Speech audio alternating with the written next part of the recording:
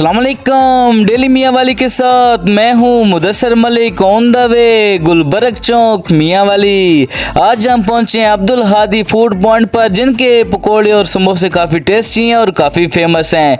हमने सोचा आज हमारे शहर में ठंड काफ़ी ज़्यादा है तो हम आपको एक छोटा सा मिनी व्लॉग दिखाते हैं, जिसमें हमने भाई को कहा यार आज एक अच्छी सी हमें पकोड़ों की प्लेट और 2-4 समोसे चिकन वाले खिला दो यार, काफ़ी ठंड ज़्यादा और काफ़ी दिल भी कर रहा है। तो भाई ने कहा यार आप अंदर बैठ जाओ, हम आपको 2-4 अच्छे समोसे चिकन वाले और साथ एक प्यारी सी प्लेट पकोड़ा खिलाते हैं।